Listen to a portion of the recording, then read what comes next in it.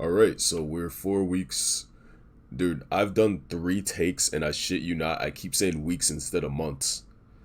We're 4 months since my last video. Of course, a lot of things have happened since then. I'm recording this video right after waking up. I'm hoping that I can finish it in time so that I can schedule my next driving session and then get in the shower and get ready for work. So, this video's, hey, it's gonna be under an hour this time for sure. Yeah, so here we are with the sketch page. So you guys might notice a few more sketches than I had last time. By a few, I literally mean a few, which is this one, this one, this one, and this one. I guess that's a little bit more than a few, but I also kind of touched some of them up just a little bit. A lot of them were like super, well, by a little bit, I mean like I probably sketched for a few hours, like just mindlessly, like making them look better while talking and catching up with some school friends. So it's always nice to hear like everyone's experiences so far in the industry. Considering that I have none, I usually keep pretty quiet or I just listen and, you know, because I don't really have much to add to that. You know, all I can say is like some dude got pissed because I gave him the wrong baguette, you know, like it's like that's all I've got. But yeah, so I'm up to 10 sketches on this page now. That wasn't intentional or anything. Like there wasn't some like god or gold number that I was going for with this page. I just kind of kept going until I felt like I had enough sketches on the page to show different directions I could have went with the buildings. So I went back and did this because basically it just having the page be full is one thing, but I also wanted to kind of, you know, do that. Just do a little bit more sketching in general. The whole jumping into 3D thing is fine, but every now and then I have to just kind of, you know, get more familiar and comfortable with doing the sketching parts before hopping into 3D. So that's what I did. Yeah, I used some reference with these, so like it's not like here. I'll zoom in. So this one. So number 7, number 10, and number 8 are the most recent ones, along with number 4, which was pretty much just like a quick like redesign, I guess, of the double tower that I had somewhere. Yeah, this one. Just like a quick, like a quick gatehouse change. I could keep this in here, but I don't really feel like it adds much. It's like really bare bones. Like there's no real, other than shape, it doesn't really show much, but I guess I can keep it in there somewhere. I could probably move it down here or something. Yeah, just but anyways, yeah, so I decided to go back and I've been paying a little bit more attention to like line weight and what line weights I like the most. I like the, you know, using thicker line weights. I'm not like the whole I don't really like the thin brush strokes unless there's contrast by having like thicker ones, you know. Like, so if I'm gonna have lines that thick, I'm gonna also try to have lines that are thinner to kind of make the whole thing a little bit more interesting to look at for me. So that's one thing you guys can pay more attention to if you're like wondering like, why does my drawing look so flat? And like it's probably because of your line weight. Like if you see here, you can kind of there's a weightiness to it in a way. So yeah, it doesn't like all look the same. You can do this when you're sketching too. I've noticed like just pay more attention to line weight. Watch some videos on line weight. I don't want to like ramble on that too much, right? But I think you guys get what I'm saying.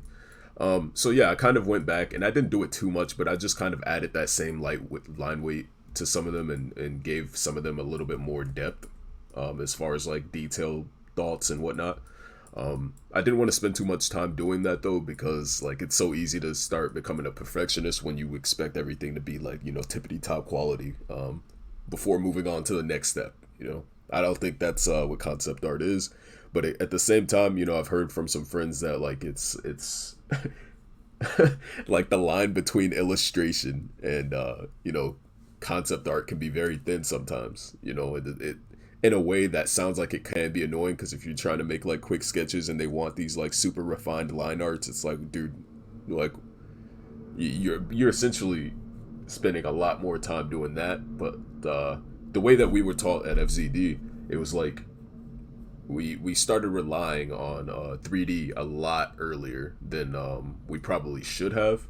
So a lot of us, like when it comes to drawing, I would say one potential weakness that we have, uh, in case like it's like our sketches sure can be tight. Like this isn't 3D. I don't think it's like super tight or anything, but like the details are there. But for things to be like I don't know, like super like let me see if I can I'll pull up something. Holy shit, this laptop. For something to be like really sharp, like I don't know, like this, like we pretty much have to draw over 3D. It's and I don't even think I would consider this like mad sharp. It's like well yeah, it's kind of sharp. Yeah, we have to draw over 3D, and then like of course like we don't just. Another thing is like we try not to. Wow, I'm noticing in my line work actually something. Yeah, so this is kind of a decent example of like little line weight. I do have different line weights here, but like in this area right here, it kind of gets a little like if I were to go back and change that, I would that bottom line right here would be a little thicker, so it doesn't blend in with the underlining detail of the side of the building. You see, because those lines are both the same thickness, so it's kind of like a mystery almost looking at it. It's like what's going on here. And there's a lot more spaces like that, but that's the thing. When you start a project, always look at your first. That's why I brought up my first one because it's like that's the one that you'll notice the biggest things that you would change or you know stylistic things that you did that you probably wouldn't want to do now because of how much you've probably changed or learned since then. So that's always something that's nice to look at. So yeah, like during this whole time, I've been like I said, I've been learning how to drive and whatnot. It's actually a lot easier than I thought it would be.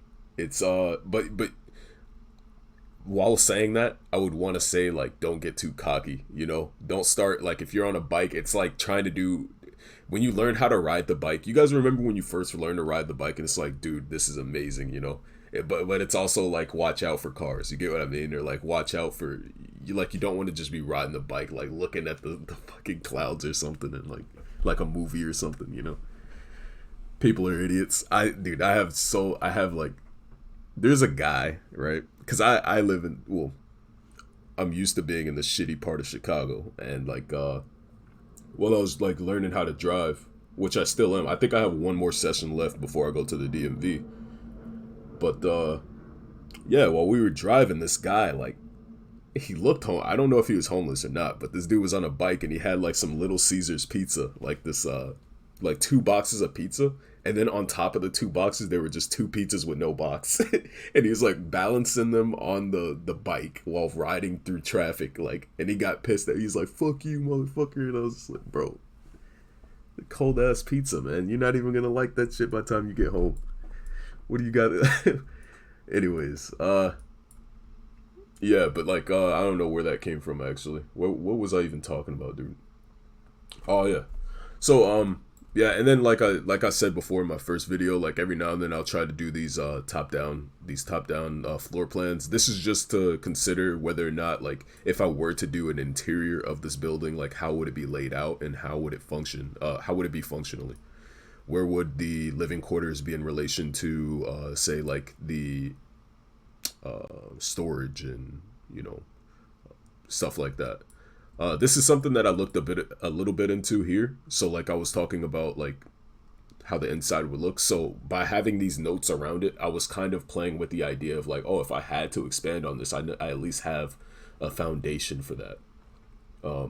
So like you can see here, you have the stairs. So like you go through a door, and there's probably stairs going up to an elevated floor space, if that makes sense. And then like under that floor space would be storage. So like before you go up the stairs, maybe you have an option to go like into a basement, or like this area where the windows are. And obviously these windows would probably be barred up or like reinforced or something, considering they're on the lower level.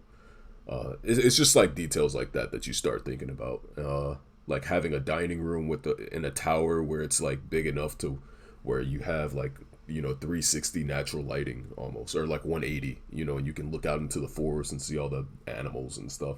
Like if it was in a game, like how would that look? And then same with the study where it's almost like 360, with the exception of the window that would be facing the roof, which probably wouldn't have a window there. You that would probably be where you would want to put the desk, and then have the desk completely front lit,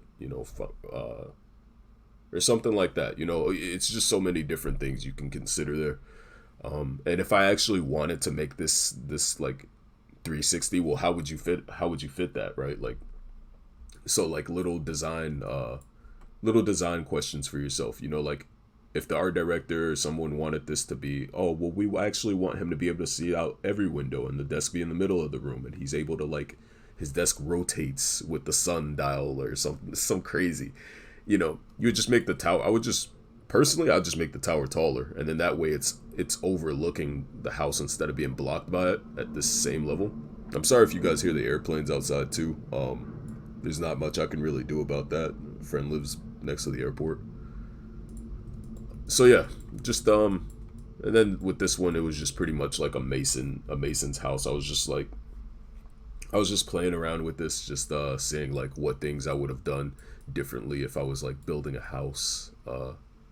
Looking at the house, like I said, the house that I just showed you guys. So yeah, number 7. And I was just talking about like I originally had dormers on this, but I removed them. I think that's something that I also noticed that was pretty consistent in this project. It was like damn near every what do I call them, dude? What do I? Let me see.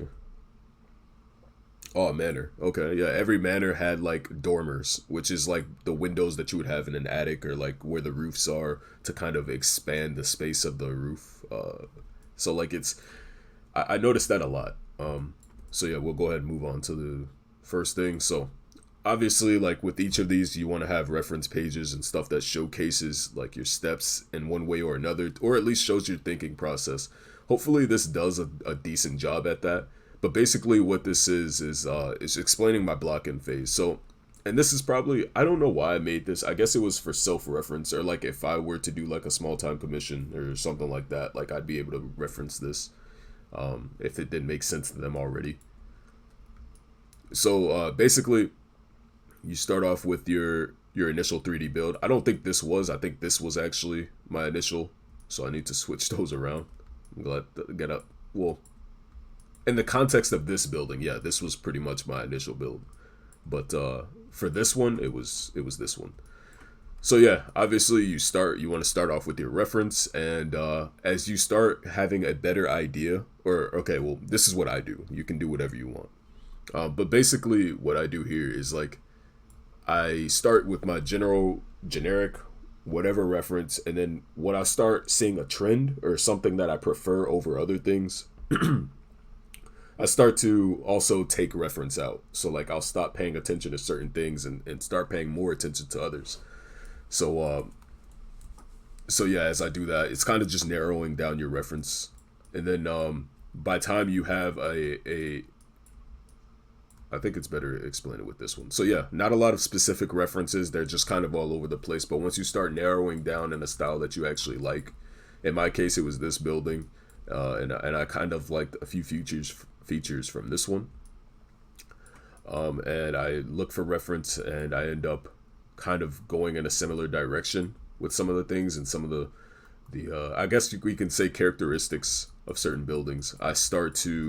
Things just change drastically. I think things change the most between 1 and 2, or maybe between 2 and 3. But you definitely see the change between each jump. And I think everyone goes through this process in one way or another. Even if you don't use reference, you're probably referencing things you've seen before, if it's not things that you're seeing for the first time. So yeah. If you actually had like something screenshot, like a screenshot of when you started, which is really hard to do because it's in the start of a project, it's like it's super in the air. You don't know if this is going to turn out to be something good, or if it's just going to be another sketch that you never go back to, blah blah blah. But if you actually do take those screenshots like I did here, you'll start noticing how things change along the way. So that's kind of what I did there. And eventually, once I knew exactly like what references I liked the most, that's when I start like taking certain characteristics and paying attention to them more. And you can also notice like some of like this one has the tiles and like the bricks and whatnot on the 3D. This one doesn't, and that was just so like my draw over was simpler. I didn't want the level of detail to be too high in areas that I didn't want to be focal points. And another thing is like I felt like I was tackling too much at once here. As far as like first things, like I destruction is something that I just don't understand yet. So like tackling that while trying to also, produce something for a portfolio, it's a very thin line to walk. If you're gonna be learning something, I would try to make it bite sized. At least in my case, that's what I tried to do. Like I didn't want to overload myself to where I'm trying to essentially pay attention to like four different things when only one of them really like I want to leave that for smaller projects, like do small scale destruction before I start doing big buildings and whatnot that I didn't build with destruction in mind, if that makes sense. So yeah, and then once I had a clear goal, that's pretty much where it ends up looking like 3D wise. And I didn't put the textures. I saw a lot of comments from you guys talking about like how come you don't put the textures on the model.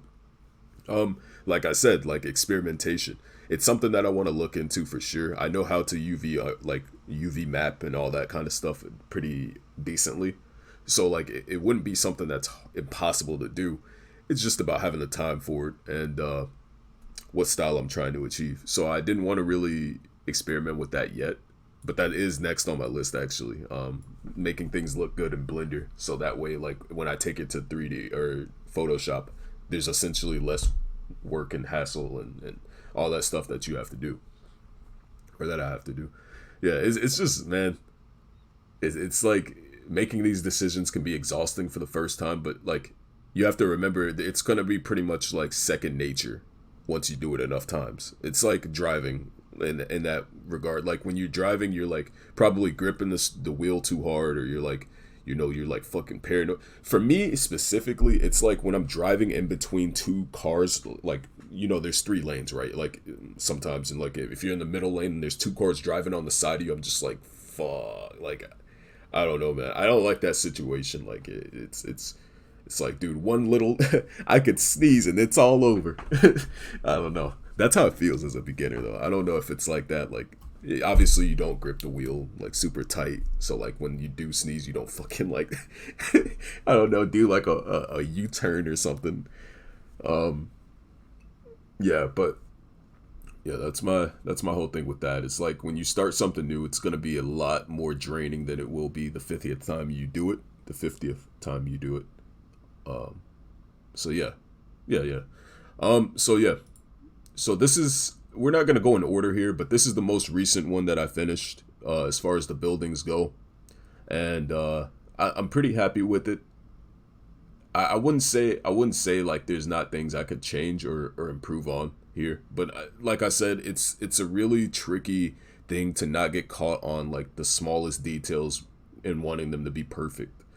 It's like once you get it to a certain point, being able to say, okay, that's done, but at least taking note of like, for me, it's like taking note of the things that I wanted to change rather than like going back and like trying to make this thing perfect. I reached out to someone that was a recent graduate, and if you're watching this, thank you so much for talking to me about this. But like, she basically was telling me like, she was pointing out the mistakes that I made with the previous works, but like as far as like when she was telling me that, I was like, okay, well, I'll just go back and fix that. It's like, nah, it's like just apply those mistakes to the next one that you make. So like after every building, I kind of noticed certain things that I was doing that I tried not to do in the next, rather than, getting caught in that death loop. Like, you guys know how like ants like march in certain, it's the weirdest shit though. Like I was watching a documentary or something, and like ants will get like caught up in their own tracks, or like their own pheromones or something like that, where like they think they're following a food trail, but some dumbass ant went in a circle, so now like there's a fucking 1,000 of them just marching in a circle. It's crazy, and they do it, dude, they do it until they die. No one stops, and they're like, yo man, like where the food at, bro? This shit's like miles. Like they will march miles before they just collapse from not being able to move anymore. It's bizarre. But yeah, I didn't want to put myself in that kind of like uh at first I didn't want to reinforce that habit, and then I also just wanted to make sure that I'm consistently moving towards sealing the deal. Even if like there's a lot of things that I see that I would change now, that's a good thing because that means I've like, there's things that I understand now that I didn't when I was doing them or that I wasn't thinking about. So it's worth noting those things down. For me personally, when I note these things, like I don't I try my best not to write paragraphs, right? Like the last thing I hate looking at notes and just seeing a bunch of stuff like text. Then I don't even want to read it. It's like man, like I'd rather my notes be quick and to the point than a bunch of paragraphs that I'll be trying to read with zero context. I can't stand it. So like I'd write down like, okay, in building number one, you did this with the beams on the front, or like you did this with the patterns and that make no sense, and your your material contrast was a bit low here, and the transition between this shape and that shape were low there. So like I just take note of those things that way. You know, it's not so I'm not trying to be a perfectionist. Like that's the last thing I would ever want is to be in that situation where I'm just trying to make the perfect portfolio piece and then everyone's gonna hire me. It's a very I don't want to be there. I know I like I want to get hired, but I don't want to be hey Jordan, you still working on that same project you were working on 6 months ago? Dude, it's so weird too. Like this year, I graduated from FCD, and in 2000, or fuck me, this year, yeah. I graduated this year, right? And it was in January, but now it's like it's December. It's taken me this whole year to finish this project. Like, how's that possible? I don't know. Like but now I know. Like, part of it was the start, right? So what I did in the beginning was I made the 3D and then I left it. Like I did the sketches and I moved into 3D and I just left the 3D. I was sitting on that for like 3 months, I think. So technically, like I could shave off 3 months from how long it took me. And then of course there were like a few weeks that I just didn't work on it at all. This was like during the time where I had all like these driving lessons and I had to go to orientation like at this new job while working at the old job. So like I'd get home at 9, or no, I'd get home at 5 in the morning. I'd get home at 5 in the morning, and then I would have to go to sleep and then wake up at and be at the next store or whatever at 9 o'clock, and then we'd watch corporate videos talking about how it's like, oh, this grocery store is like the Navy SEALs of all grocery stores. It's like, dude, what are you talking about? So yeah, it was just like it's like that. It was rough. I got sick at the end of the week too, because it was like, and at one point I was like, I was considering whether or not to cancel like one of my driving sessions, but like I saw they had a $60 fee for that if you didn't do it within like 24 hours or something ahead of time. And man, I was sick, but I threw on a mask and I was just like, listen, I don't have like a really bad cough at the worst. I just have really bad congestion. So I wore this mask so you don't get sick or something. Like hopefully you don't. But if I was coughing, I would have definitely had to call that off. Thankfully, I wasn't. But like having to like blow your nose and whatnot all the time is like, isn't that I think that's the worst part of being sick. I won't lie. Like if your nose is running to the point where like your eyes are like just screwed, dude, it's like, man, I don't know. Anyways, so yeah, my thought philosophy behind this, it was really just to make a towered manor. Like it wasn't anything crazy. I think I explained a lot of these buildings in my last video, but the biggest challenge with this one specifically was using the color green. What I wanted to do was not go to my comfort zone of using blue and brown. So I had to like, and I knew shades of brown were gonna be there, but like I didn't know where they would be. And there's so many different like Another thing that I try not to do is have the same exact color in every spot. I like trying to make them at least a little different. And that's what I call like the material. Um, what do we call that in school? Material. Dude, Satchit's probably like screaming at his goddamn screen right now. I don't know. This dude somehow remembers every goddamn detail, like Fang would say in class, and I'm just over here like, oh, what did he say? I just kind of tend to remember things like by like like not the emotion but the feeling of it, rather than the word. Like I'll zoom out and I'll be like, man, like there's still some colors here that are like there's some forms that aren't being pushed as much as they could be. And then I go in and okay, well I can change the color of this to that, and then it'll kind of make sense in this context, in that context, and then eventually I have six different colors that are essentially different shades that are a little. Let me see if I can. Yeah, see, so even in like grayscale, the way I did that was Control Y, by the way, in Photoshop. I don't know how you do that in another thing, program, but like the shade, look, the shade here. So look at where this jumps, right? This shade is different than that shade, but it's just enough to where like these with color, they're slightly different. But I do that just to make it a little bit more interesting. Because if I had these all the same color, it'd be like, to me, it'd just be a little flat feeling. It feel like a little flat. So here, I'll like, so look, that's that color, and then look, you see? So even though it doesn't really show that much, these are different. They are different shades. It's just like these two are the same though, but like it's just making it so that it's not so flat and kind of boring to look at. Even with that in mind though, it can still be boring to look at if the design isn't strong enough. Not saying that the design is or isn't, but yeah, it's just another thing to keep mind of. And then of course I go back and do like the material stuff. I put the wear and tear on there here and there, and yeah. So yeah, this is definitely my favorite one. But another challenge I ran into here before, like trying to figure out the color scheme and whatnot, was I didn't know anything as far as how I was gonna lay out the page. Like another thing that was really hard actually was for the other ones I had did top down, kind of a top down approach, and I didn't want there to be the same exact camera angle for every single building. This was another thing that was kind of getting to me in terms of like, is this page okay? It was kind of getting to me in terms of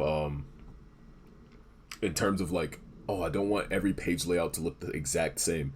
But the problem here is that you can only have these buildings so big before the other one won't fit, and because of the whole tower thing, it can be like really skinny horizontally, but vertically it can be like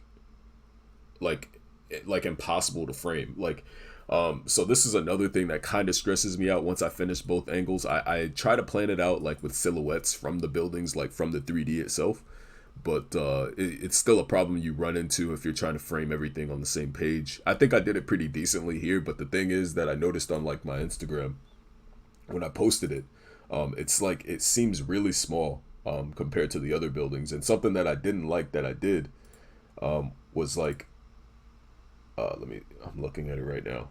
Okay, so here. All right. So something that I did was you see like how big this building is and like how big these are. They're kind of prominent, but in this one it feels like it's like small. It feels like it's like shrunk or something. I don't know. Yeah, I don't know. It feels pretty strange. But it still works. I think it still works, but it's just kind of weird. Um, Let me see if I have any work in progress that I can show you guys for this while I'm at it. So yeah, while I've been, and then that's the other thing. While I've been working on this portfolio, I've had like my run-ins with different companies and potential hire, like I guess hire people who would like want me to work for them, like and do something design wise.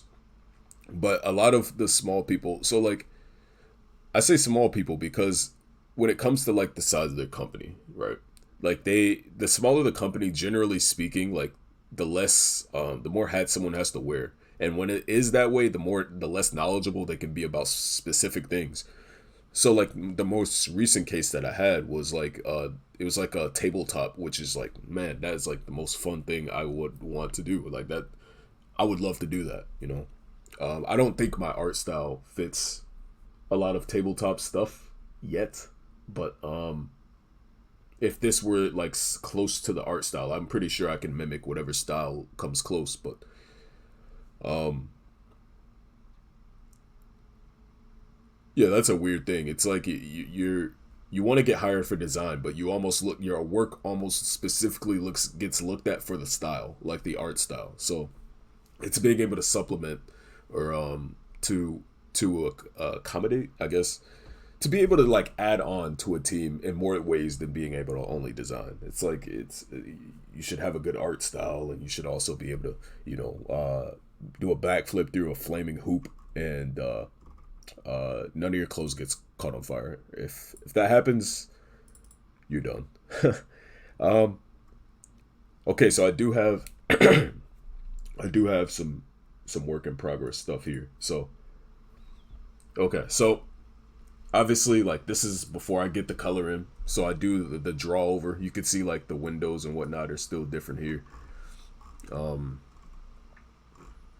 but yeah, for the most part, it's the same. There's some small details that I took out that you guys probably wouldn't even notice. I'd be surprised if you guys noticed it. Um, but for me, they just weren't working. Sorry if I'm like clearing my throat too much, man. I'm like this past week took my soul. I will not lie to you. So yeah, here you could see like I still didn't have the color scheme. I didn't know what colors to use, but I generally knew the ranges or like what I wanted to use, right? I knew I wanted to use different shades of brown, which I ended up sticking to, and I wanted to use some different shades of green. As far as different shades of green, I only see that in the tiles though, so yeah, it is what it is. Um, but yeah, so I took it from there. And you can see right off the bat, like certain colors just weren't working. Let me unplug my tab. Okay, so right off the gate, um, right from the jump, whatever. A lot of things just weren't working here, color wise. So like it took me a lot of time to get to this point, which was like okay, now they're working generally, and I know which like what I'm trying to do with the colors. Like like by the time I got to this point, but everything in between, dude, I was so like stressed out as far as like getting the colors for some reason because I don't do that often. That's why I think I ended up doing the colors for every building, which was because I didn't have that experience, and I wanted it. You know, I wanted to be a little bit more confident with choosing my colors and color studying. You know, reference. So yeah, there we go there, and then I added for the tiles. I literally take, dude. I'll be right back. Let me go. Like, I gotta go to the bathroom real quick. I'll be right back.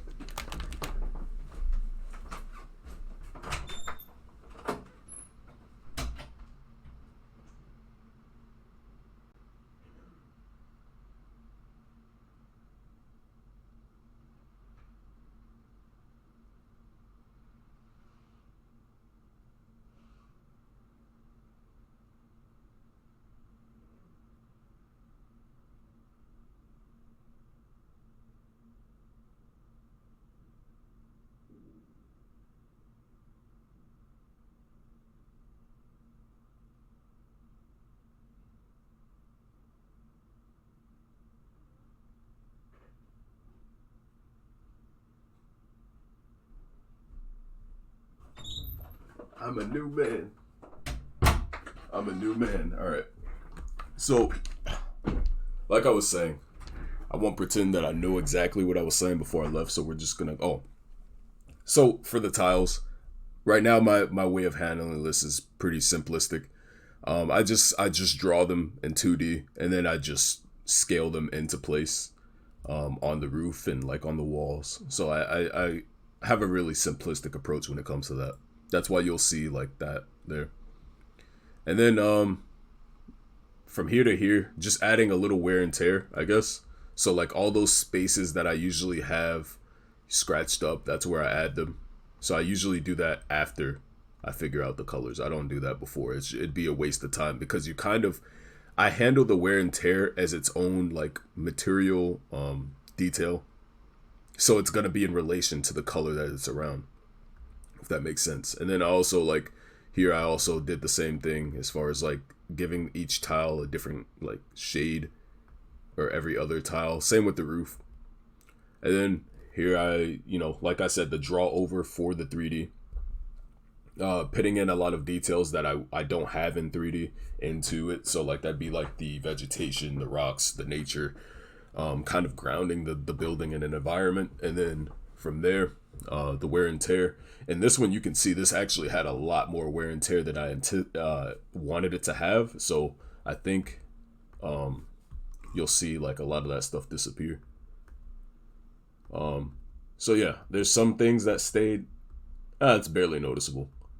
All right, so that's how it looked before. Like I said, the wear and tear was a lot more present, and then this is before lighting too. So see, there's some things I was just like, man, that's a little too much. So I kind of reduced that, and then I adjusted the size of the bricks because I felt like they were kind of skewing a little too hard. So yeah, that's what I did there. Let me see if this. Yep. So I made them a little bigger. And then I just gave it the same treatment. And then light. Let there be light. Yeah. And then this is the workbench. So like if you don't want to do the light from scratch, usually what I'll do is I'll have the workbench pass in Blender, and then I'll take that and try to use the selection tool. This is a skill like Satchet developed in FZD. I don't know if it's like goddamn an original invention like he would treat it as. But hey, we gotta give credit where it's due, right? Satchet, he figured out some way to like do a selection on this, so like it'll highlight all of the gray areas in Blender. So like all these shadow spots, it'll highlight that and like select them in Photoshop, and then you fill them in. So it's like your shadow pass is pretty much done from there, but like you obviously want to go in and add your own like flavor and texture, I guess, to it. And some things like shadow wise I don't even pay attention to. Like there's this thing that I do where like even though this would probably all be lit, I like to have the front just a shade like a little darker. That way it just shows like this is what's getting the most light. It's it's like a stylized approach to it. So even though Blender doesn't do that, I like to do that. Thanks again. Also, one of you guys told me, Jordan, your roof. Oh man, I think I'm noticing it here too, actually. But I'll probably leave it like that because I like how it looks. But nah, I might change it. Who knows? One of you guys was telling me like in my first building, how are we doing on time? We're halfway through, and I've talked about one building. Well, the other ones will be a lot quicker, I promise. So yeah, one of you guys had told me in a comment that like the triangle roof, it wouldn't be a flat shadow as far as the drop. So like here, I have, the shadow goes this way and then that way, like similar to the roof. But the way I had it in my first draft of my first building, it was a straight line across. So now that I've noticed that, like I went to like this birthday party, like my friend's family had a birthday party, like, and they had their family there. And I went there and like while we were sitting outside, like scorching in the goddamn sun, I looked over to one of the houses. I was like, oh man, that guy was right. But that was after I made the change, of course, but because it made sense. But I was like, oh man, that guy's right. He knows what he's talking about. Probably looks at a lot of buildings a lot. So that's an example of a small detail that can potentially go under the radar if you aren't paying attention to it at that time. So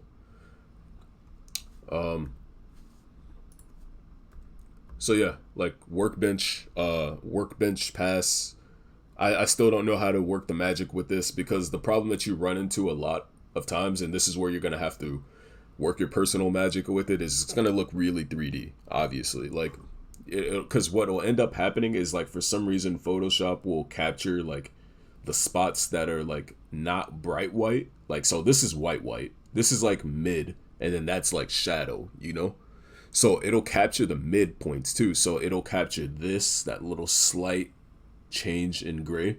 It'll capture that and that. And I know you can like reduce the strength to reduce that, but like what'll happen is if your models aren't all smooth and like round and whatnot, it'll look like you can see each individual face around the surface of an object, which will make it look very 3D. Now there are some art styles that like that, but like in this case I don't really fuck with it. So I just eventually I'll do it for a little spot, like a few spots, like the stuff I don't want to do manually, like these little like arch shadows. That stuff I don't want to do manually because it'd be a little time consuming in a way. So I'll just use that there. But like eventually I'll just go and do it all by myself for like speed. So yeah, there's the first building. You guys pretty much know all there is to know about that one. I don't think there's anything people don't know about this. Yeah, I still really like the colors. There's a lot that I would change though. And then there's the line work, like I was talking about. Like it's gonna be super tight because it's drawn over 3D, but at the same time, yeah,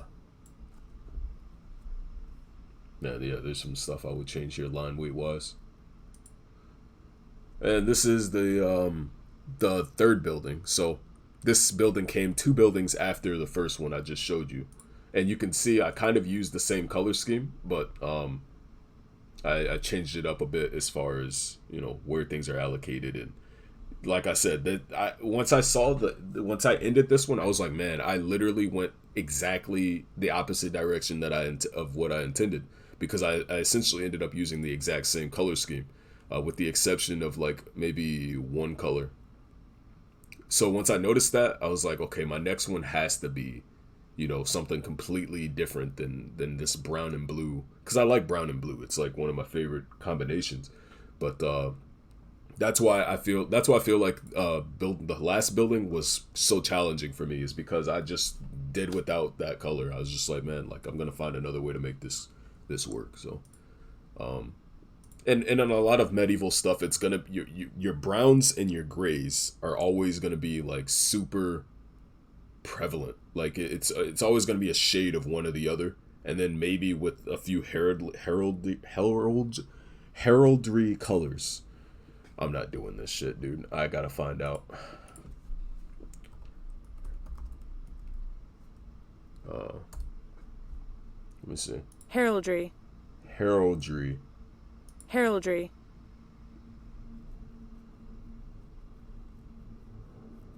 All right.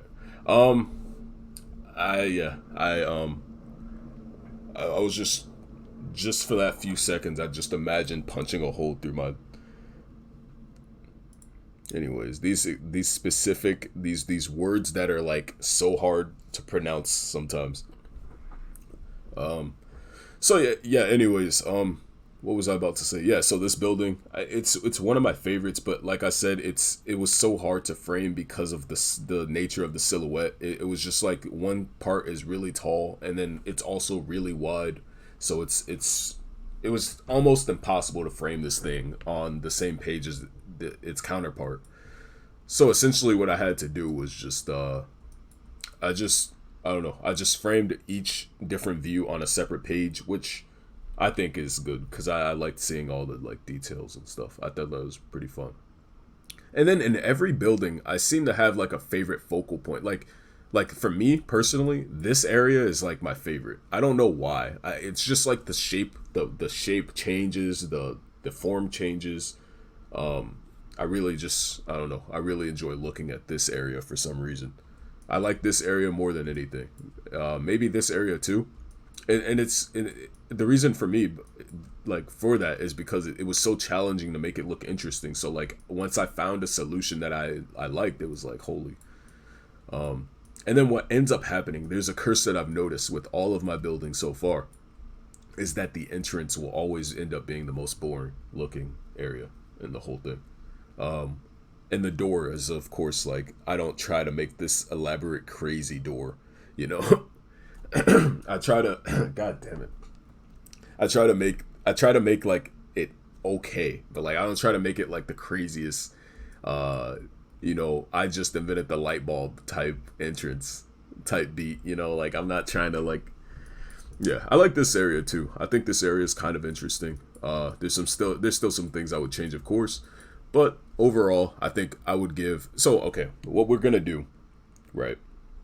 I'm gonna give every building a score, and I want to see if you guys think if we guess the same score. I don't want to do some bullshit where I'm like, oh, comment below. Like, no, this is a personal thing. Okay, we're just gonna play a little game here. All right.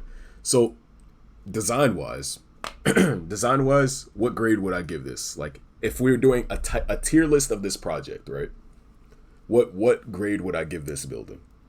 In terms of design, like did it? Well, it's hard to do that because the specifics of what mark I'm trying to hit are very vague. I didn't build it with the specific thought, like any specific thought in mind, other than like, hey, let's just build a quick house. But we'll just go with aesthetics. We'll say aesthetically, how it was rendered, how the colors go together, and the form shapes and the details. I would give this building, I would say, artists are gonna always be their worst critics, I'll tell you that. So I don't think you guys are gonna have the same. I don't think anyone's gonna meet the exact same letter I give it, but with this one specifically, I'm feeling around like a C plus, maybe, like a C, like a C, like a low C plus. Like if I took a test in this, like I would have passed with maybe like a 76 US. It's like 1 point above. Like a C plus is usually a C is like 74, 70, 75 would be a C. A C plus would be like 76, 77, 78. American schools. Yeah, I give this one like a C plus. For some reason though, this page is really aesthetically, like I really like the layout of this page, and I wish I was able to replicate it a little bit better with the other buildings, but hey, it is what it is. This building I would give a B. I would give it a flat B. Like I think there's a lot of things that I did for the first time here that worked really well, that I was able to look back and just say like, oh, that was a nice, interesting way to like tackle that wall. Like, because you have to remember, like with this area, let me see if I can find a work in progress. Dude, we're on 47 minutes, man. Fuck. Let me see.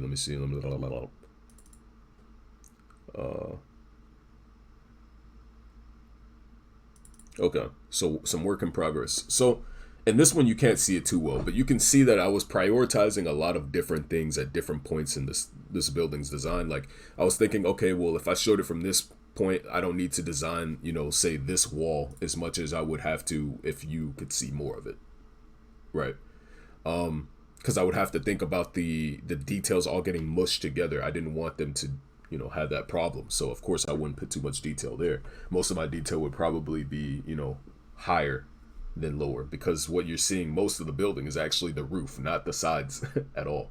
That's why I didn't go with this camera angle, even though it would have been more top down or whatever.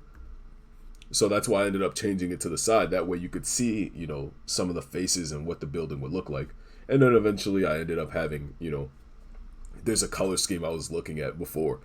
You can see like I got a little bit into it, but I started getting uncomfortable not having any like real reference of that. Like I had some references, but it wasn't working out as much as I really wanted it to at the time.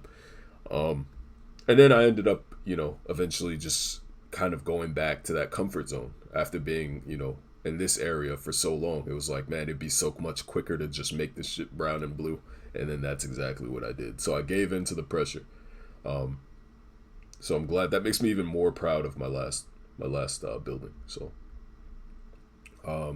yeah, and Blender. So like, here's the show. Like I did experiment with it a little bit, but with the flat colors and whatnot, it just take me it would take me a bit longer to feel it out and like feel like how to render it and how to make it look not, because I've seen some nice renders on Instagram, dude. Like these isometric rooms people make.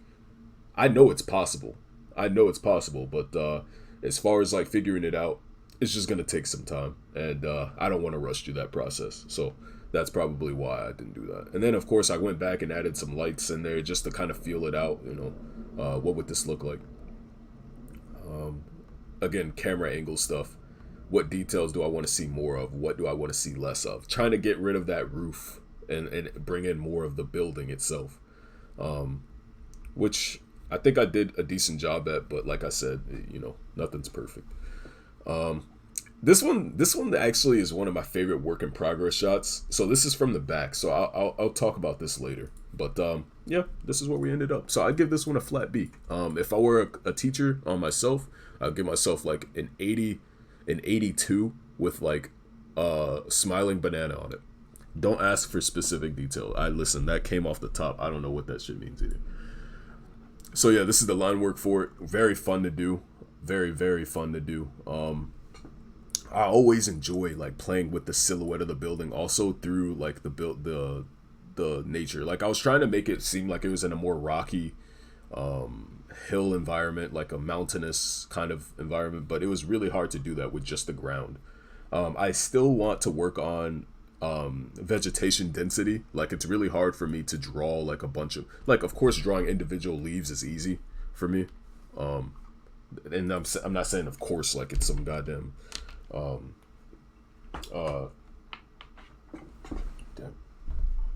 It's like I'm not bragging about it, but like it's something that I'm comfortable with as far as drawing, plants and whatnot, or vegetation. I was actually thinking about getting a book where I could study from it. What the hell just happened?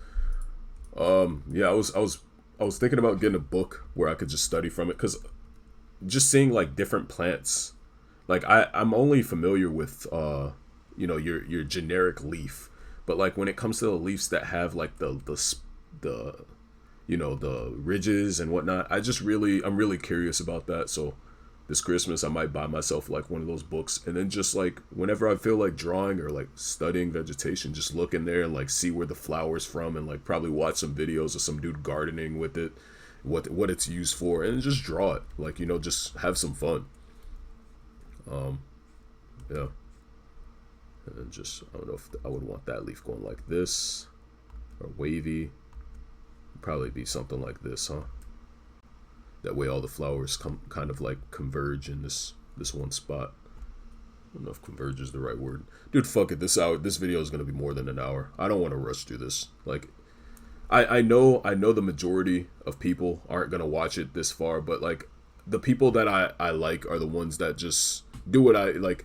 The people who like, oh man, like I was drawing and I just listened to the video while I was drawing. Those are the people I make the videos for. Like, honestly, it's like the average attention span is like goddamn a millisecond. You know what I mean? Like, I'm not gonna try to fit myself into that category when I know I don't fit into it.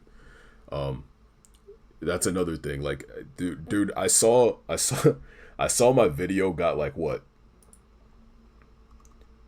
It got 324,000 views, and I guarantee you, like, if the 1% of people who watch the video to like just chill out, they're not trying to like goddamn dissect the whole video and like figure out my damn blood type or something. Those people, I like those people. I mean, I don't get me wrong, I like most of you guys. Some of you guys are dicks, dude, but like most of you guys are all right. The other half, I kind of want to chokehold. I want to put you in a chokehold, but I don't know how. I'm a skinny guy, so like all this aggression is for no reason. Until I hit the gym, like I'm no danger to you. All right. If I hit the gym, dude. Even if someone hits the gym, don't assume that they're gonna just whoop you. They're probably stronger than you, but like look at their legs, right? If their legs are like chicken little, dude, they have no cardio. I don't think they'll have cardio. I don't know. I don't know a lot about the gym. Okay, but I've been running on the treadmill for a while and pretty consistently, but I have asthma, so even though I work out, like as far as that goes, exercise, it's like if I was in The Walking Dead, it's all over. Okay, so yeah, this is the back view, so we'll go back to the work in progress for that real quick. Man, as much as I would like to say like, oh, I'd outrun all the zombies, dude, I'd get tired and like Eventually, my ass ain't going nowhere. Especially with these shin splints, man. I feel like my shins they start like hurting a lot, and if I run too much, like it's fucking game over. I can't even walk. Like, and it's literally from the pain of my shins, not even from like the tiredness of my legs or my lungs. It's like my shins give out before my lungs and my legs do. So I need to do more shin exercises or something. What was I? Damn it! I'm trying to find the work in progress for these. I'm looking for it now. Okay, I found him. So, yep, baseline's work in progress. I just didn't know what I was doing here. Like I was like, man, dude, this is gonna be another thing I'm struggling with too is the flags and whatnot. I need to study cloth a lot more. Because there's a lot like with a lot of these buildings that something that I did notice was the fact that like I use it just there's not a lot of organic flowing shapes that supplement that the rigid structure of the building. So that's something else that I would like to do is like look into more flowing flags. I don't like when my flags look like they're like I don't know like a parking ticket or something. Like it's just this stiff thing that you hate looking at. You know, I don't know. I've never even had a parking ticket, but I just know that's what it looks like, you know?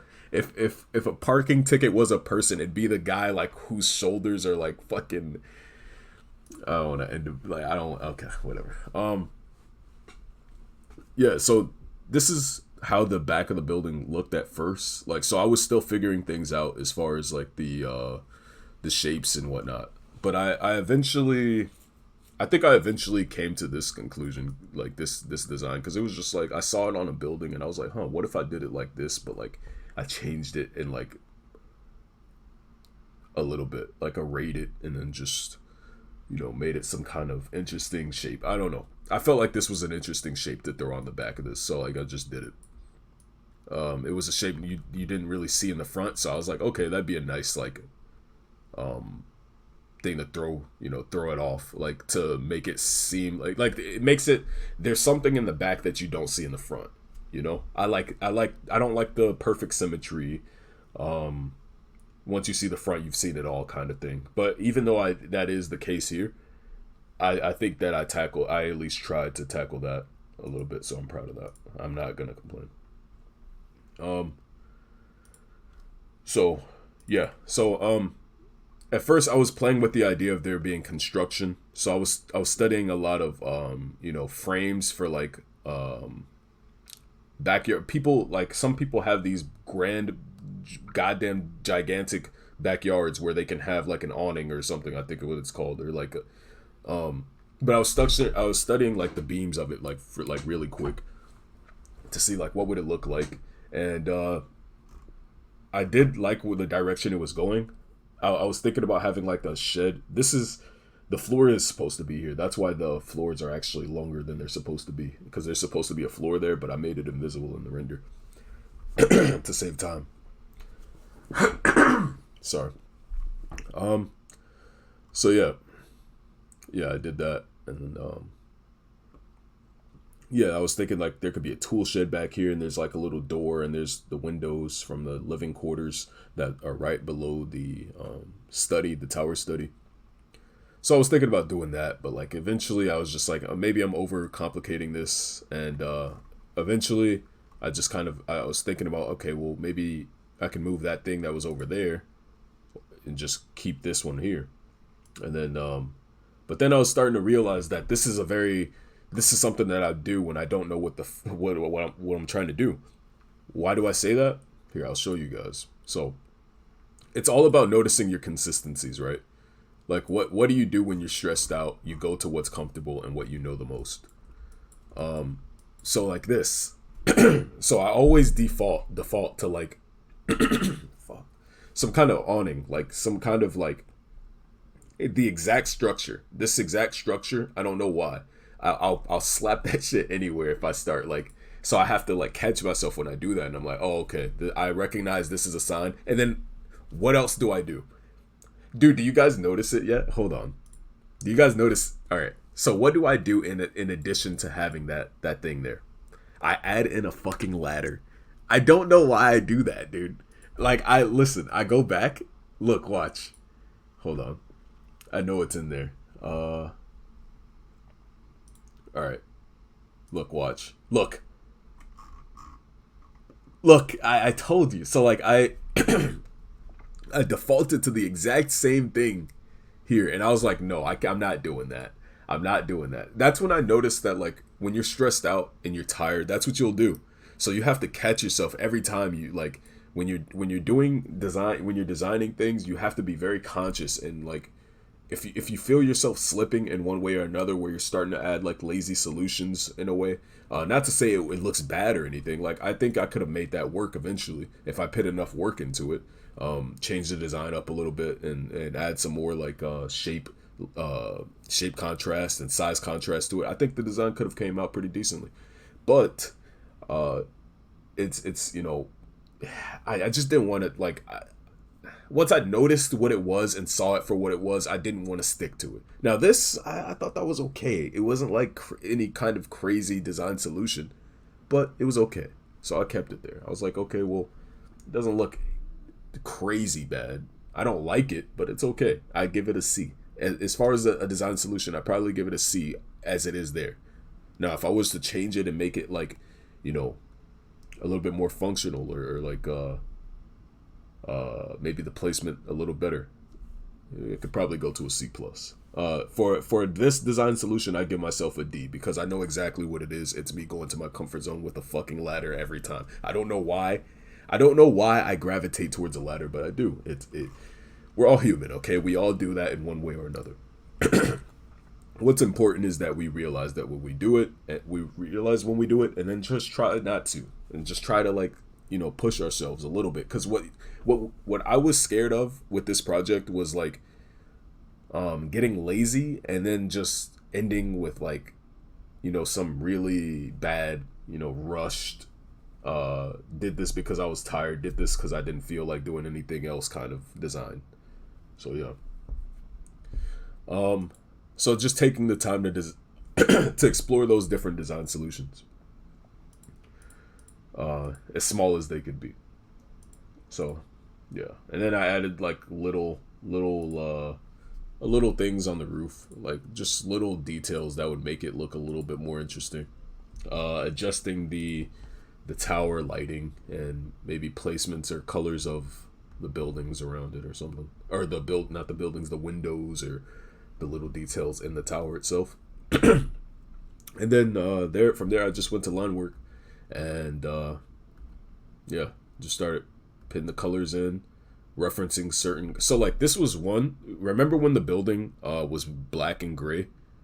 That's what I was looking at, but it just wasn't working. Like you can see, like I'm not that comfortable with dealing with Blender yet, as far as colors go. Here, I'll show you guys again. As embarrassing as it can be. So you can see I was vaguely looking at that color scheme, but I wasn't nailing it. It's like obviously I see the difference now, and I saw the difference then as far as the colors go, but it was something about black in this. I wasn't quite sure what the tertiary color. Fuck you. Let me see. Tertiary color. How do you say that? Tertiary. Tertiary. Hey, we're learning shit, all right? Tertiary. The tertiary color, or whatever supplementary colors would go with these two colors. I wasn't sure what they would be. That's why like I had that random red in the like around the entrance. It was like would these colors look good with red? What would they look good with,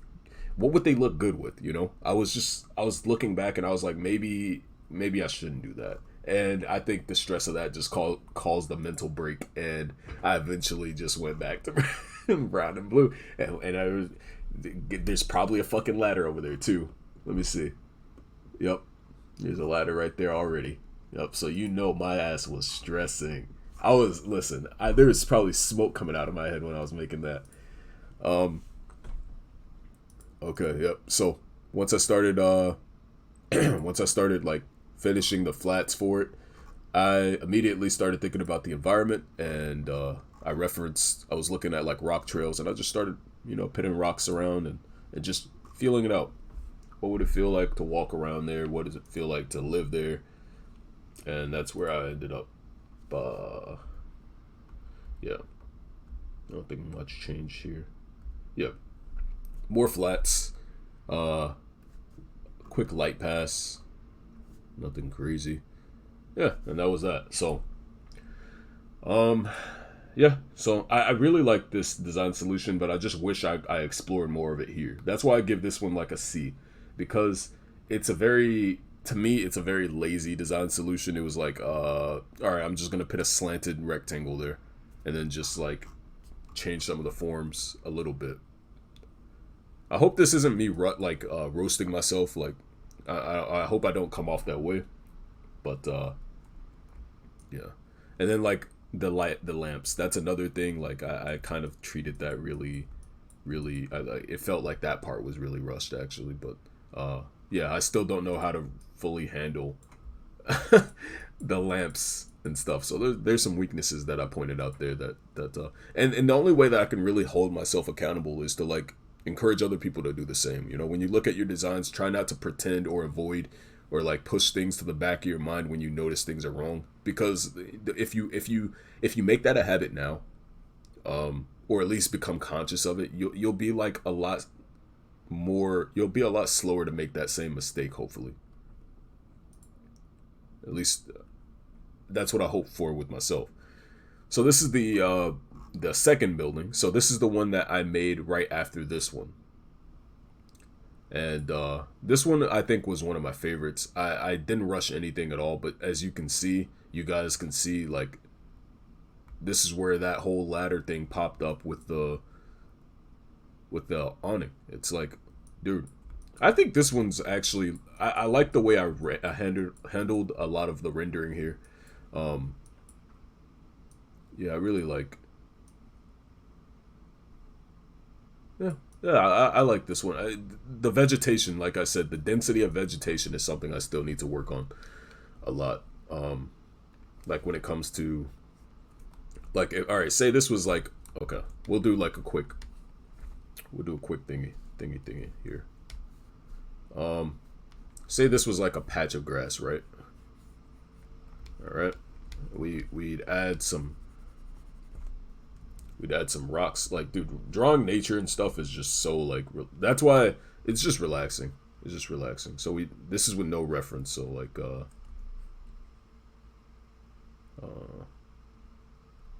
okay.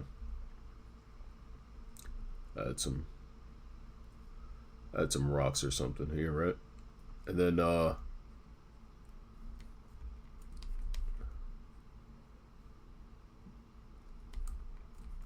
yeah, and then adding the the plants and stuff is what starts messing me up because I can I can kind of fake my way through it.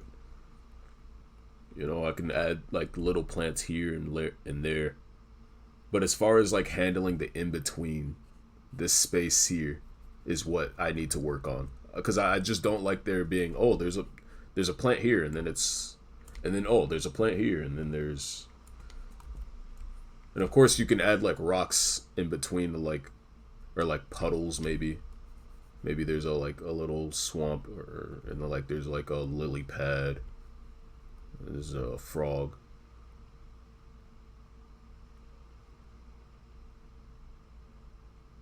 Um, this is without reference, dude. So like, chill out. All right, you guys better not be roasting me in the goddamn.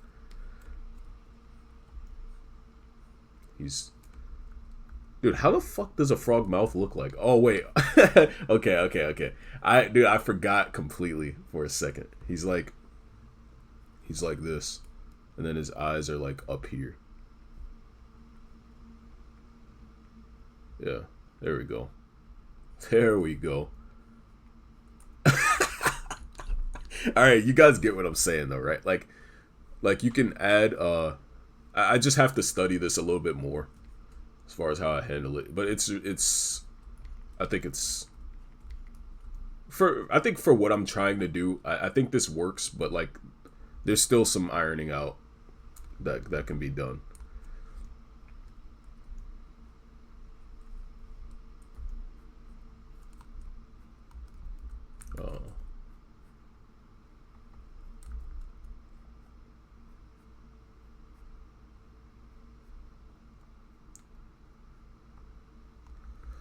yeah, who knows? Um, but yeah, vegetation, like rendering that stuff is still a little tricky. This part was tricky too, because like I went through a lot of, like I didn't know what color to make this little towel that I added in there for some reason. Because the thing was like I was trying to do a little bit more organic stuff, but I didn't want to push myself too much. I think I did an okay job with the having the hanging stuff there and whatnot, but I just have to. That's something that I definitely want to tackle in another small thing, like a small project. All right, it's coming up on 8 o'clock. I think I should leave out around 9:30 ish, maybe 9:45 to get to work. And dude, okay, if I were to, because I haven't drive, dude, if I had a car, I'd be to work in 10 minutes. I shit you not. But because I have to take the bus, I have to call. I have to get to the first bus. Because what happened yesterday, I got to the first bus stop. It said the bus was coming in like 4 minutes. I got there about 2 minutes before then, and then the bus didn't come until 15 minutes later. I get on the bus. Well, I'm on there for like 5, 10 minutes, maybe, yeah, 10 minutes. I get to the intersection where the next bus stop is. I shit you not, I'm in the cold for 20 minutes, and then I'm on the bus for like another 10. It's either I deal with that or I just call a ride for $10. I'm like so I'm like so tempted to just call a ride, man. I'm just like, dude, fuck, man. The only way I was getting to work before, like I said, was because my friend would drive me, and then I'd call a ride back home. But like if I call a ride there and back, like that's $20 coming out of my, like every day. So I'm essentially,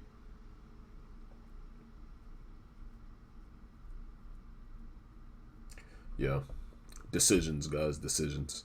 But when you do that, when I do that, obviously I'm not like, I'm trying not to eat out and whatnot. Like I don't want my whole check just going to that.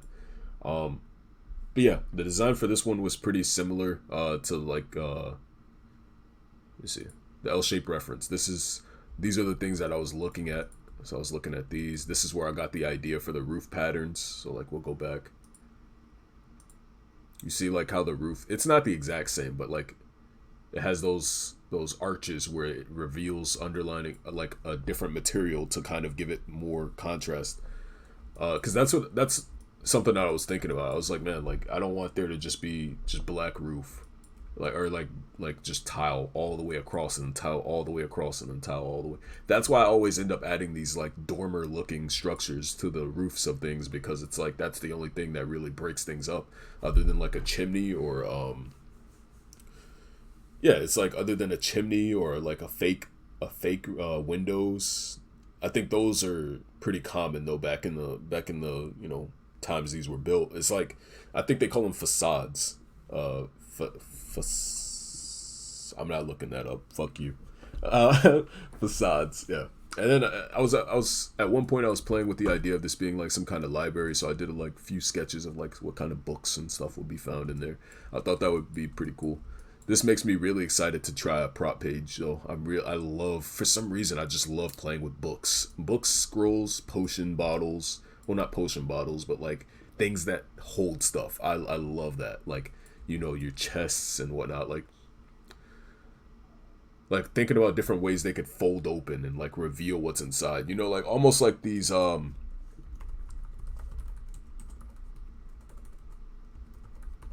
almost like these chests from Borderlands, right?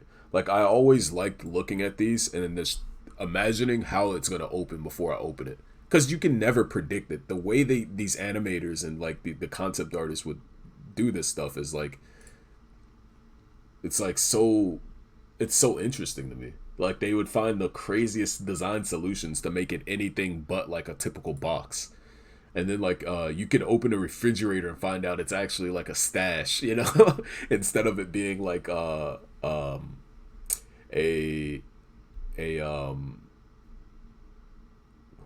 just like a food. There's not food in there, but this time there's like fucking 10 guns and like ammo in there, or like these chests that represent different oh man, this art looks really neat, dude. What?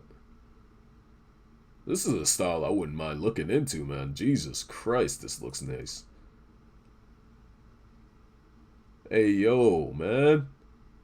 Dude, I'm having a life. I'm having a. Dude, I like this style, man. Not this one so much, but like the. As you can see, it's in 3D here too. It's probably how they get the tight render.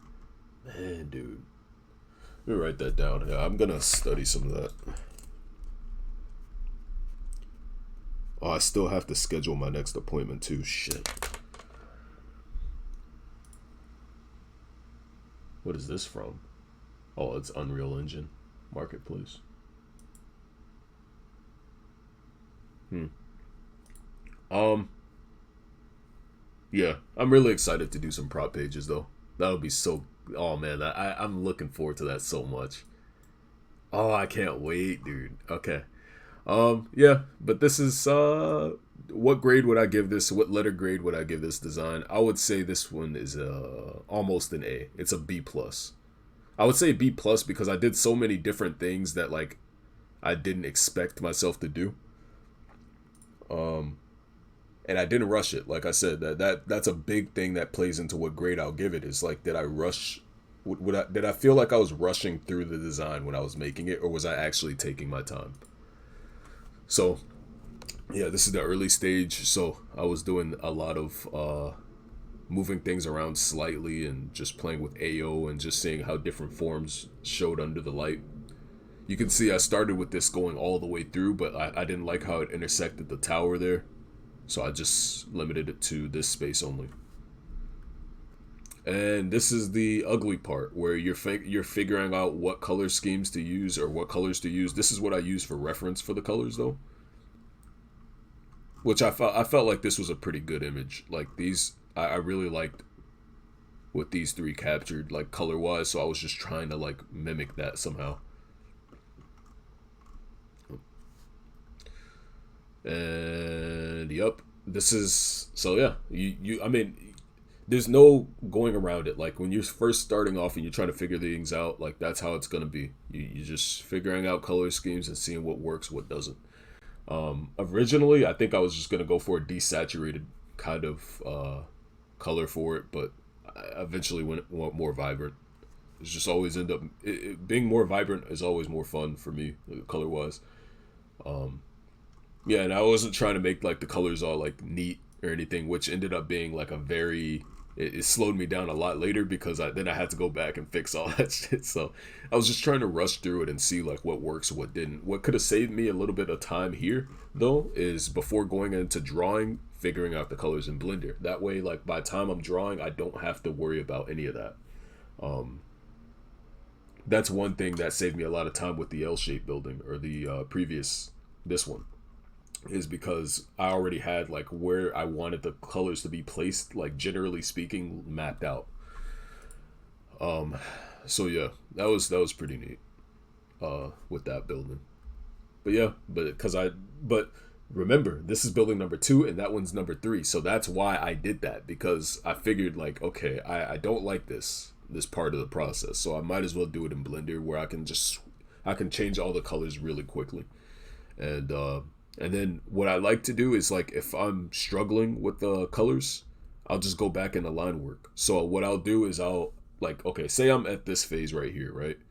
And these colors aren't working. What I'll do is I'll hop to the other view.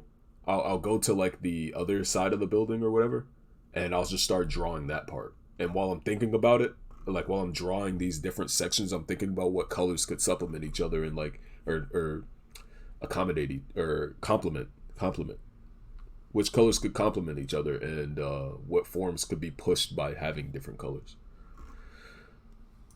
So yeah, this is like I said, adding vegetation to the building.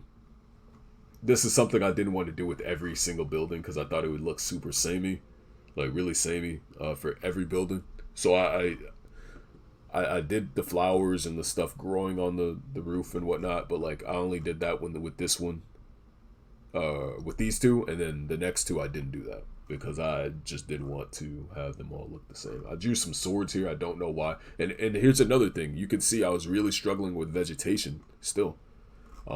So like I was like, all right, well I can put different shaped plants there, and I'm like, wait, I don't even know what different shaped plants would look like really. Like we know what plants look like, but we don't know what they look like. Like what are the defining features that you can simplify of that plant to make it look nice in this style, right? Like of course, where's my pen?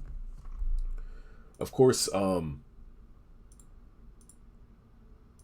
like when it comes to like drawing plants, because they're not like super rigid or anything. Like you can some plants will have like these. Oh man, see, I'm not even like used to drawing these things because I just don't have my. But like, there's some plants that are just they're like that, and there's something up here. I don't know. But like if I were to draw it in a simplified way, like how would I draw that form with it being, you know, like how would I simplify that? So that's another thing that I have to do. I have to learn how to draw it that way for at least me to download that information like in my brain. I have to download that. I have to find out how it looks like this. I'm guessing there'd be like some stuff here. I don't know.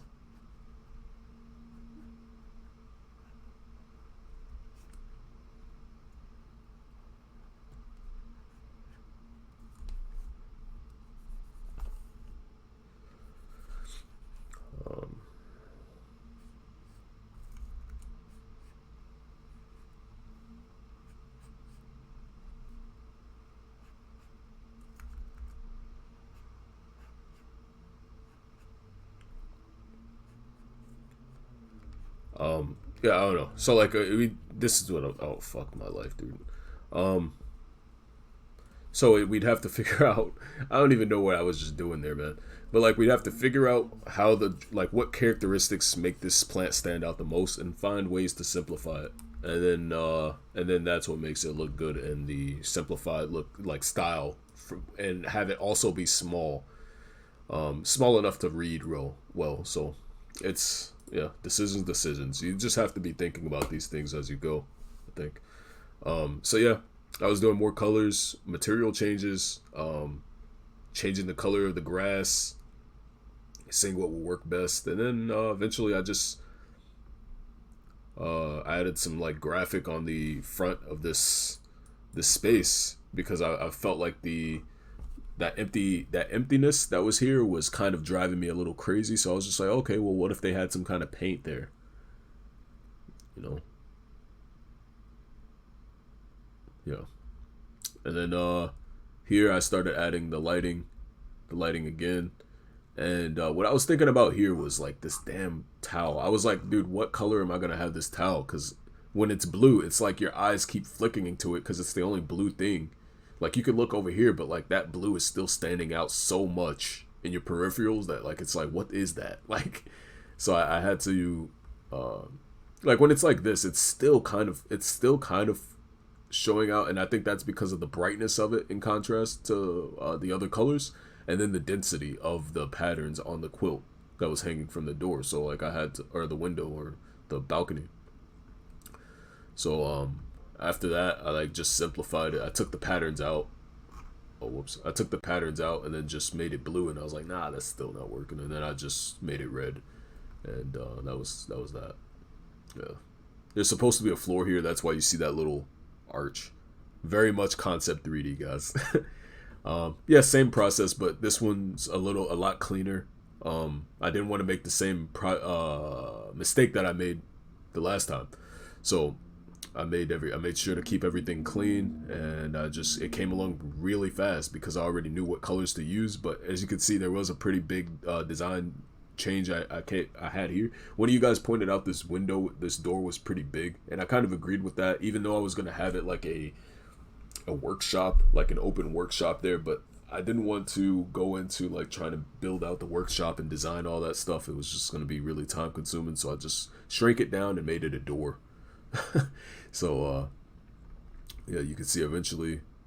Originally, I had these round windows, um, but I don't think it was working. I felt like there was too much roundness. I wanted a little bit more shape contrast as far as windows went, because there was just round, round, round, round, round, round, round, round, round, round, round, round. The only thing I really had was this, and then like these triangle shapes on the top, but they were also round arches there. This was the only thing that had like the kind of squareness to it. So these look a little wonky because I actually drew them in because I don't know. I think I was running into some Blender problems. Holy shit, man! I was running into some kind of Blender problem that stopped me from having. I just didn't feel like going back into Blender, so I just drew it in, and then just figured it out as I went.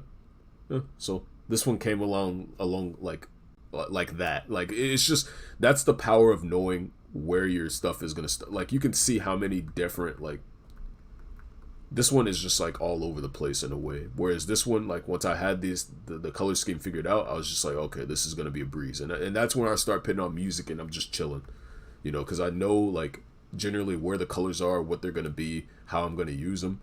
Now I just need to. The only thing that ended up changing right there was this because I was just like, man, I don't like this.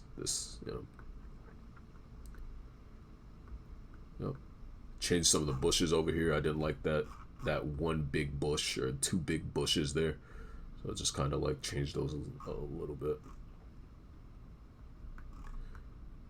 Added in some lighting, a hue pass to like kind of saturate it a little bit more.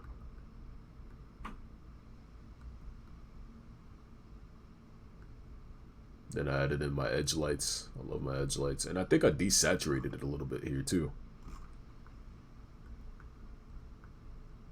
Oh no, for the shadows, I think I made them blue. I gave them blue hues to kind of contrast the building a little bit more. So you see like everything's kind of blending together as far as the shadows go. So I darkened the shadows and made them cooler. And there's a slight color change I'm seeing too with the light. So I probably changed something with the light as well. But like I said, that vegetation, I'm still getting the hang of it. It's a really fine balance for me because I'm trying not to make it look super dense, but like I don't want it to look messy either. Like I'm still finding that sweet spot. So yeah, this is the 3D how it changed. So I was using the pass thing, the workbench pass, but eventually I just kind of abandoned that and just went straight for the 3D to understand that first. So I added the door and whatnot. Like I said, doors were not like my focus here. So like the entrance is just god awful in a lot of ways, but I like this the face of this building a lot more than I did before. So that's a plus. And then we're pretty much back to building 4. So that's building 4. I don't have as much work in progress, I don't think, because this one was stressing me the hell out. The more stressed I am, the less I'm going to be conscious enough to stop and be like, hey, like this is this and that. Here's the like orthographic camera angle I took for like the draw over for just the orthographics. So like that's something you don't have to worry about if you just have it in 3D. You can just take that, put the camera on the side, set the camera type to orthographic, and then there you go. And then just draw over that, and then that's like word for word, or like pixel for pixel, like the 3D model from the side.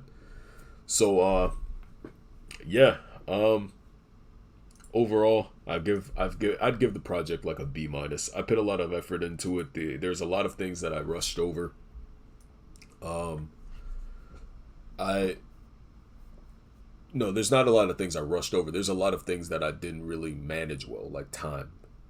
I was supposed to have this project done like a few months ago, but like I said, there's a lot of days like here I'll show you guys this because I feel like it's important. Just tracking your time. Right now I'm tracking like making a video, right? But like every day I would pretty much like whenever I draw, like with the exception of like a few things, right? Like sometimes I would start um sometimes I would start with the buildings and like forget to record, or like my friend's mom would call me like to help with something and then I would forget to stop. So like if I knew that at this end of the session, like I'd take like, I'd shave like 15 minutes off or like 10 minutes off.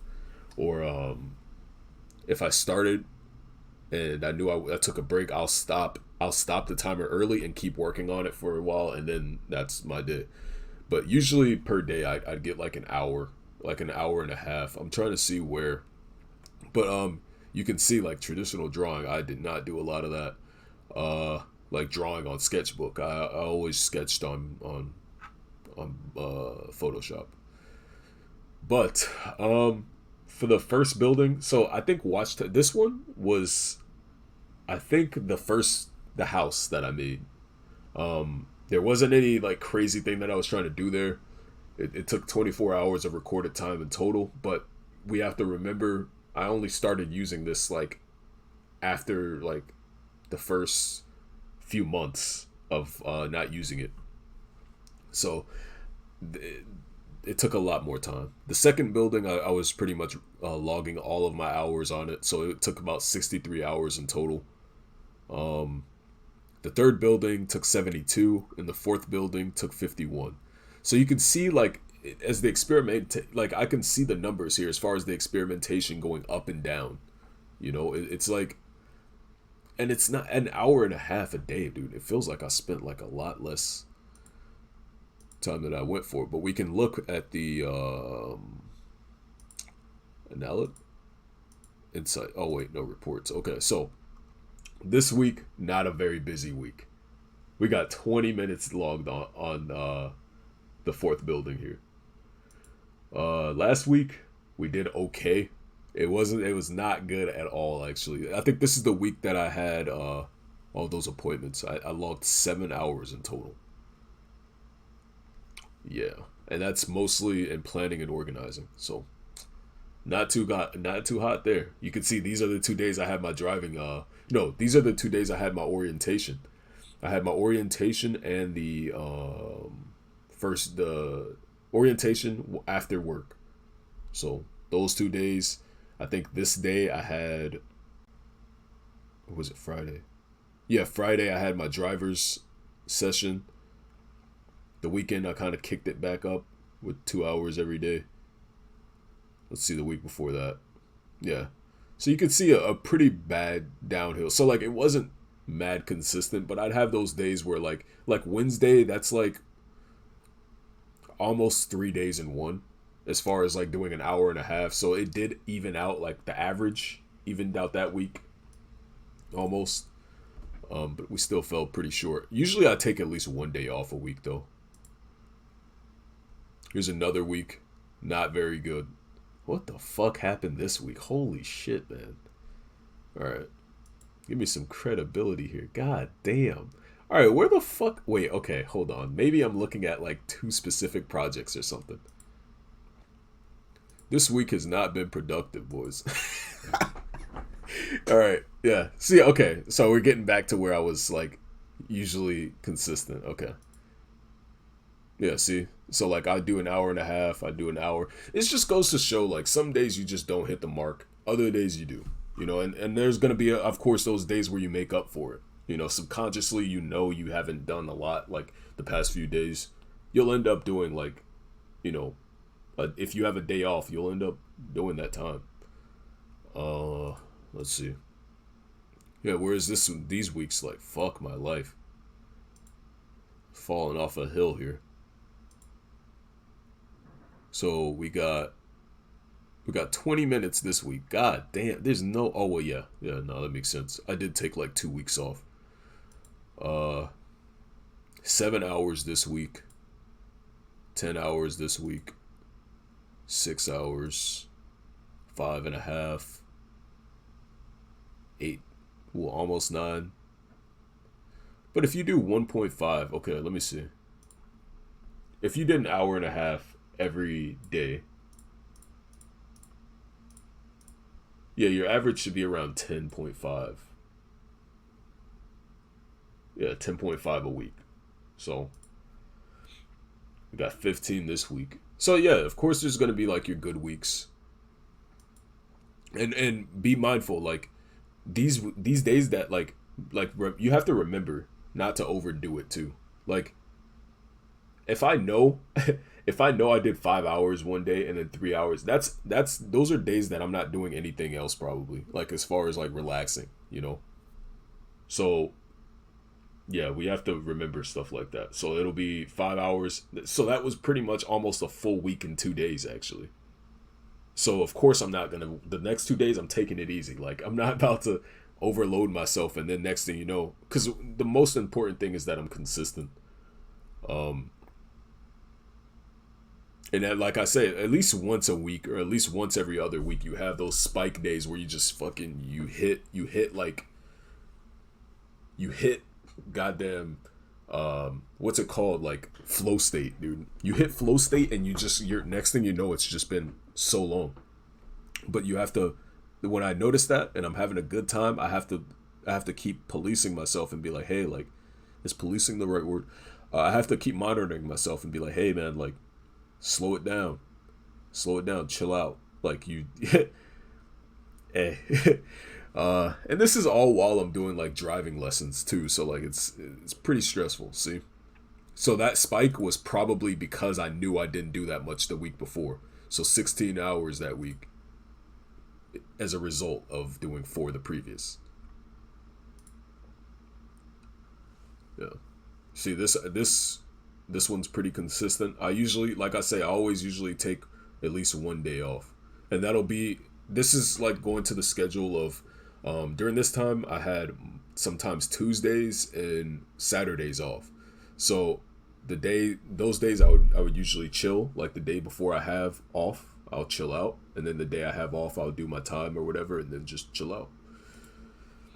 So for some people, this can be pretty encouraging, but I see it as being, transparent. I just don't want to. I just don't want people to think like, oh, well, this guy says he does an hour and a half every day, and then like, so like every fucking day, like I'm like super. I don't know.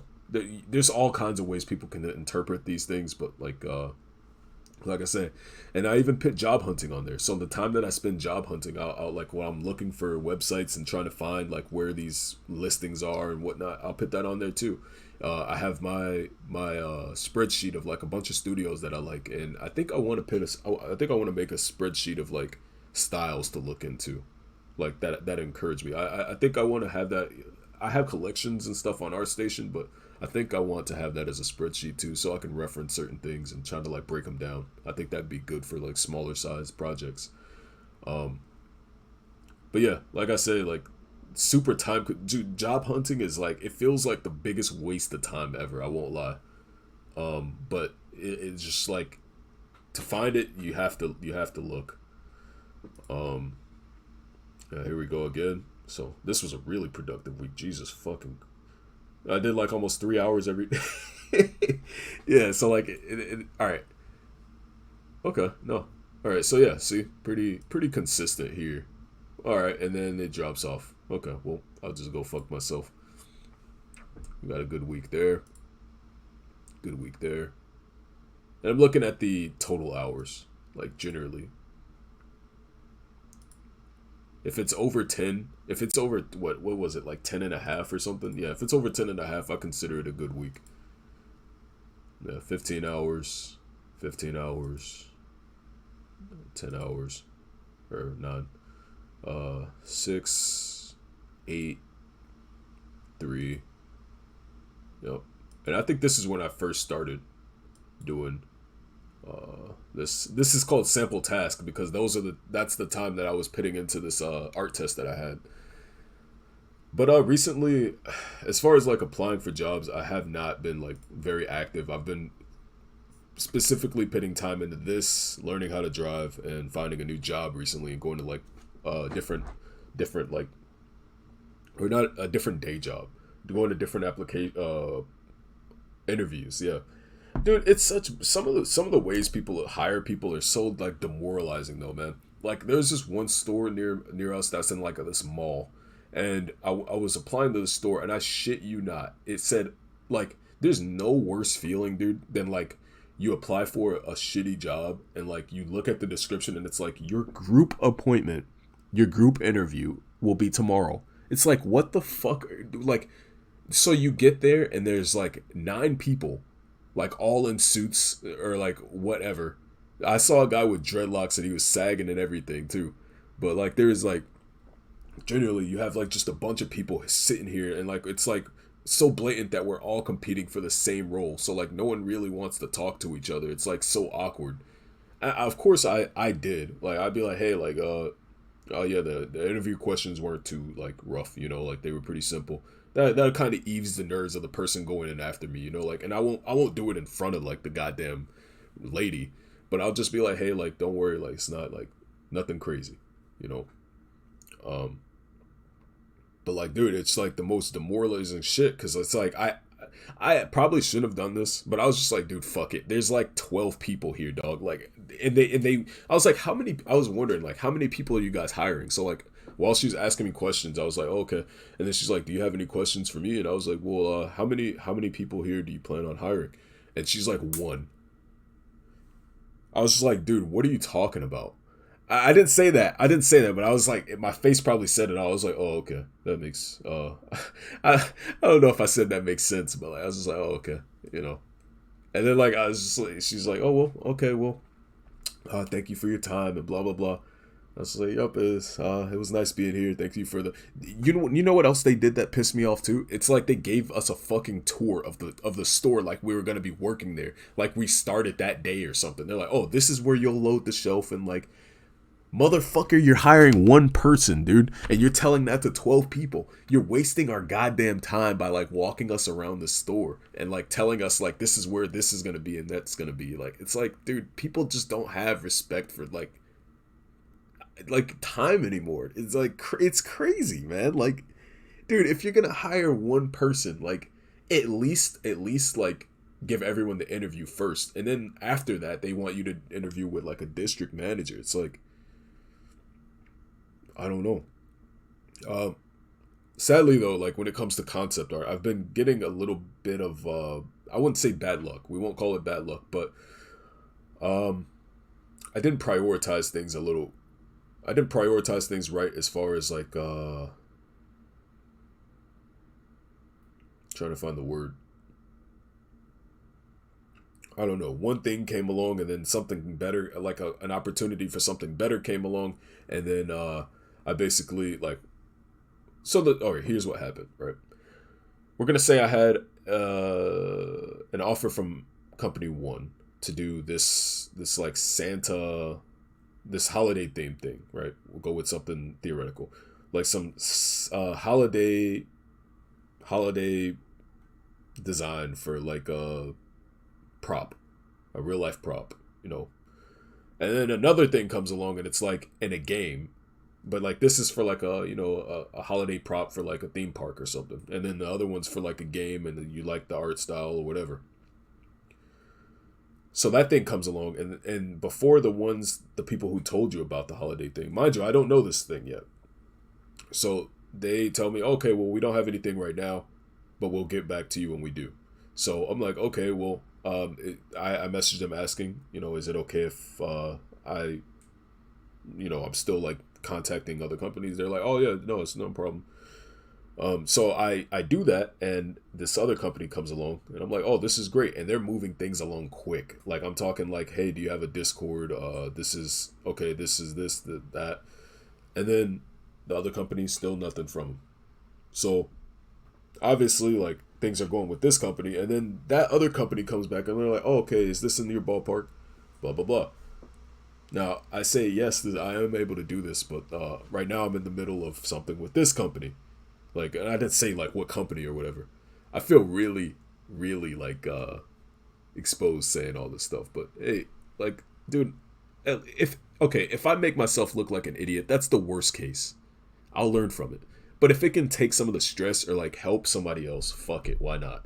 Like, I'm only gonna be here fucking. How many years? How many years do we live? Like till 70, 80, dude. Who gives a shit? I won't remember like if anything it'll help somebody else and that'll be it. I won't die, okay? But basically what happened was this company came to me and they had something after they said they didn't. So like they got back to me and said, "Hey, we have something here," and mind you, like I'm thinking things are moving pretty well with this company. So I respectfully tell them, "Hey, like I found something else, but if I do have the time and time does open up or I'm able to finish this project in time, I will let you know as soon as I can." And of course they don't reply to that email. So like I'm like, well, shit. I hope I didn't mess them up. They told me it'd be fine to like find something else in the meantime, right?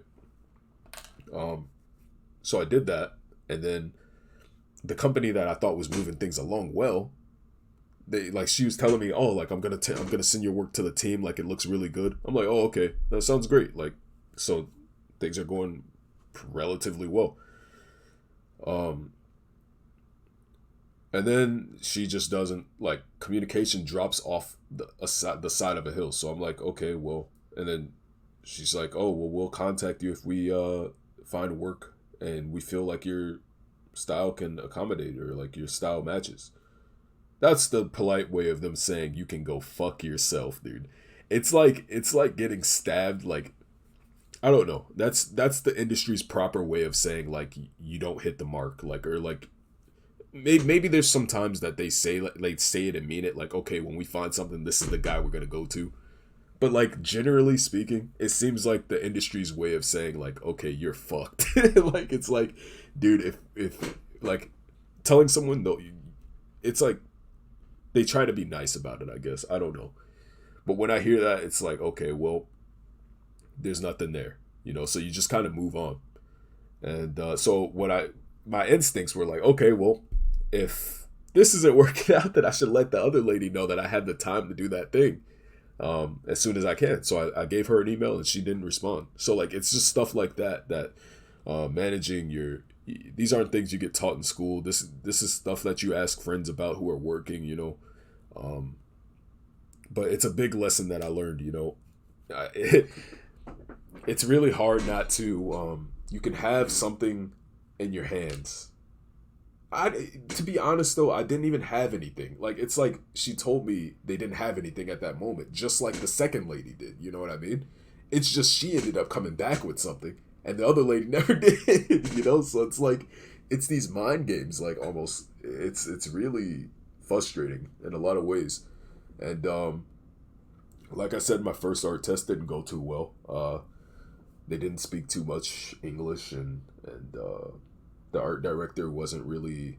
He was giving me mixed signals because when I would do exactly what he would say to do, and then he'd give me something else to do, and I'd do it, and then he was just like, oh well, this whole thing isn't working. Like essentially, I failed the art test after taking every direction he gave me, and I'll be transparent here. I think at the time they wanted to pay me. We'll just say that they thought that 20. I think it was. I don't remember. I think it was $25 an hour was too much for the art test. So they wanted me to do an art test for essentially. I believe it was literally around $200 for about. So okay, $200 doesn't sound bad, right? Like, okay, no, it sounds fucking ass. It sounds like ass, but like $200 is like, dude, that is like it's so bad that I don't know how to explain it. But regardless, I try to because it's an art test. Like who? Okay, at this point, like I don't know what I'm doing anyway, so I was just like, okay, well, if I do it for that much, I only have this much time before like I'm essentially working for free. Like it's a free art test, and no one likes that, especially when you don't have a lot of time in the day. So I essentially ended up doing everything this guy wanted me to do, from my point of view, and he says, yeah, none of this is working. And mind you, this is after him saying like, this is after him saying essentially, okay, that's good. Can you change this? Can you change that? Can you change this? So essentially what it taught me was that like when you're going to do certain things for companies, you don't want them to be able to put you in a cycle of change this, change that without any additional cost on their side before, because if there's no cost for them, there's no incentive or reason for them not to keep changing things. It's like very similar to doing commissions for like a character or something, right? If you do that, if you charge people for a change, they're going to be very intentional with it. They're going to take it a lot more seriously. In this case, I didn't have that. So basically, whenever something wouldn't work and they would say change it, I would mind you, I put way more than like dude, I put more than like I want to say more than 20 hours easily on that art test. And that was just through me trying to understand, where I'm falling short. What am I doing wrong here? And because like with them not really speaking English too well, when they type things to me, I would always have to ask questions. And because of the time zone difference and the schedule that I worked at the time at the bakery, it was just chaotic. It was completely chaotic. And there were a lot of times where like I would send them a question and then I would go to work and then I would be thinking like, oh man, did I communicate that well? Did I use the right words here? I'm overthinking the hell out of the whole thing. And there's other questions that I had, but like at that time when before I send it, I'm going to work, and when I'm at work, they're working as well. So like that's where that night schedule usually. I think you guys get what I'm trying to say. Basically, it was like the time difference was just screwing everything up. The communication was really bad, and I was overthinking a lot of the questions that I had when they could have been a lot more straight to the point in that situation. And they essentially said they couldn't pay me for the art test. I essentially failed, and they were telling me, well, you can keep it, or we can give you 80% of what we were gonna pay you, which was $200. So 80% of $200, and then we keep the design because it needs a lot of work on like quote. And it's like, what do you mean it needs a lot of work? Like, why would you want to keep it if it like because you know what I mean? It was just making so many things pop up in my brain. Like it was like, why would you? I just couldn't understand it. And sometimes my friends say like I just got really unlucky, and I think sure I could say that, but I can also say where I fell short and the things that I did wrong. So um, yeah, it's just every situation like that's pretty much been like a minefield. But with those things happening, now I know what to prevent, like what things to avoid going into my next and my next and my next.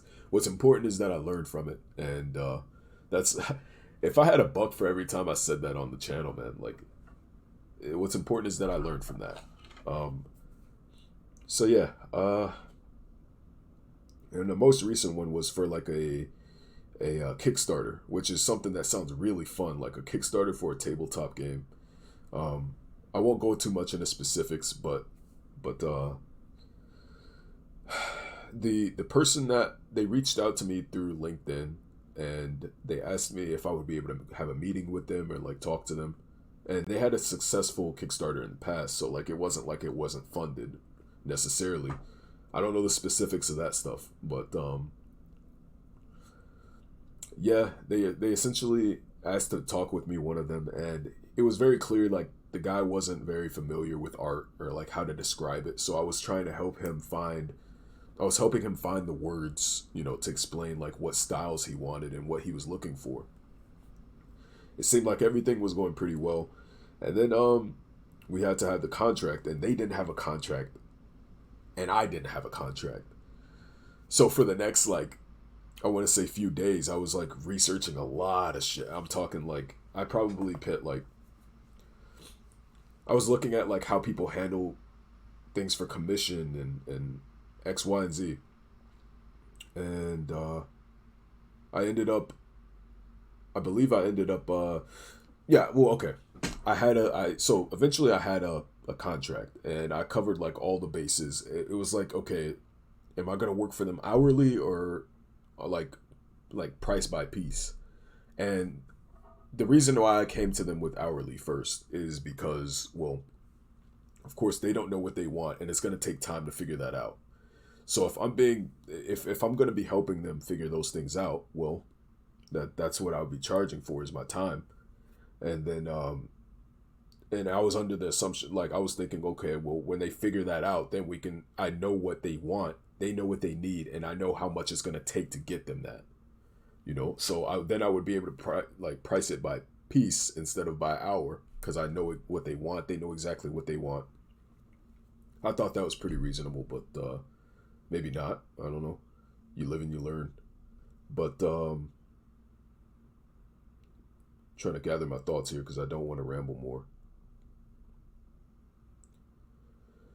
So yeah, they eventually said, okay, well, we're used. I don't think paying by time is would be good, but I'm not against it. I just think it's outdated.